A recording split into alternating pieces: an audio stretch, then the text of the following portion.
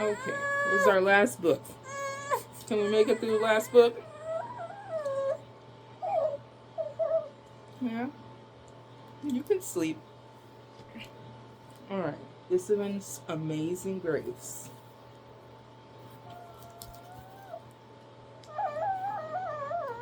Mm-hmm. Amazing Grace by Mary Hoffman. Pictures by Carolyn Binch.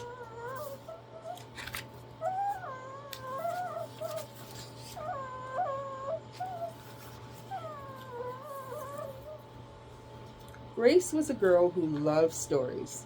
She didn't mind if they were read to her or told to her or made up in her own head.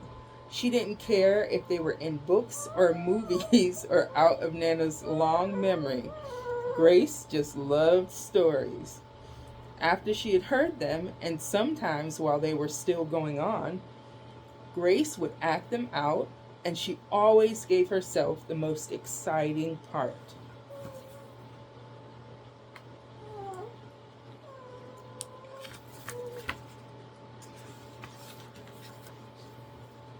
Grace went into battle as Joan of Arc and wove a wicked web as Anansi the spider, who is the original Spider-Man from Nigeria, as a matter of fact.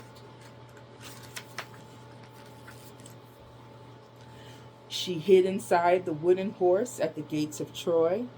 She went exploring for lost kingdoms.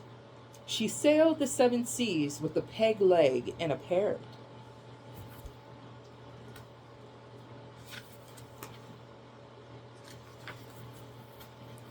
She was Hiawatha, sitting by the shining big seawater, and Mowgli in the backyard jungle.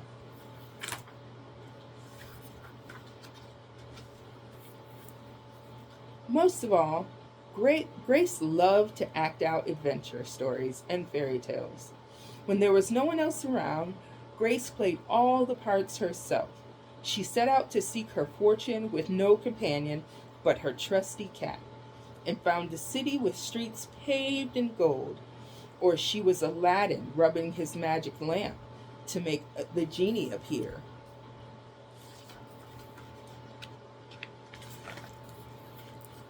Sometimes she could get Ma and Nana to join in when they weren't too busy. Then she was Dr. Grace, and their lives were in her hands.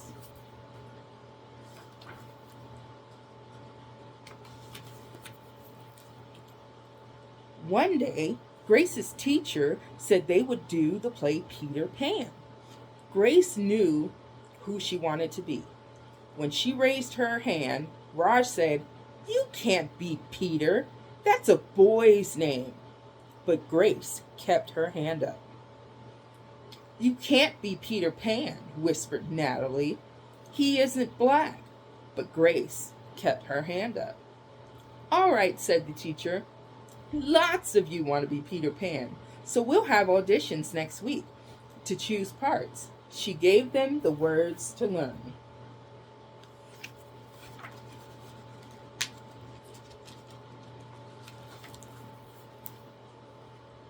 When Grace got home, she seemed sad. "What's the matter?" asked Ma.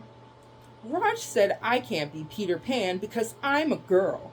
"That just shows what Raj knows," said Ma. "A girl can be Peter Pan if she wants to." Grace cheered up.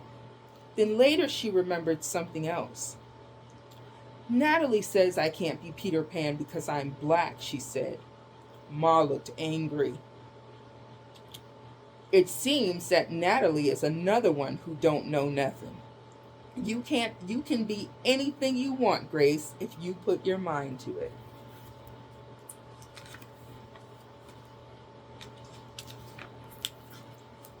On Saturday, Nana told Grace they were going out. In the afternoon, they caught a bus and train into town. Nana took Grace to a grand theater. The sign outside read, "Rosalie Wilkins in Romeo and Juliet in sparkling lights." "And are we going to the ballet, Nana?" asked Grace. We are, honey. But first, I want you to look at this picture.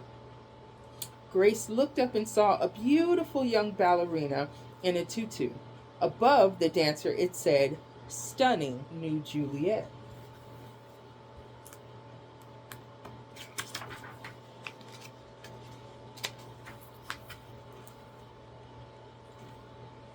That one is little Rosalie from back home in Trinidad, said Nana.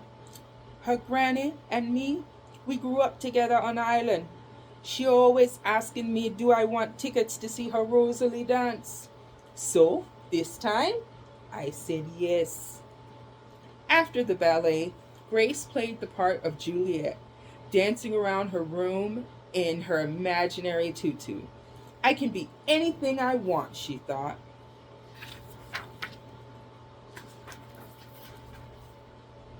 On Monday, the class met for auditions to choose who was the best for each part.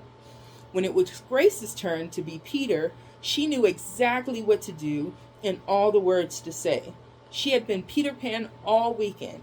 She took a deep breath and imagined herself flying. When it was time to vote, the class chose Raj to be Captain Hook and Natalie to be Wendy. There was no doubt who would be Peter Pan. Everyone voted for Grace. You were fantastic, whispered Natalie. The play was a big success, and Grace was an amazing Peter Pan. After it was all over, she said, I feel as if I could fly all the way home.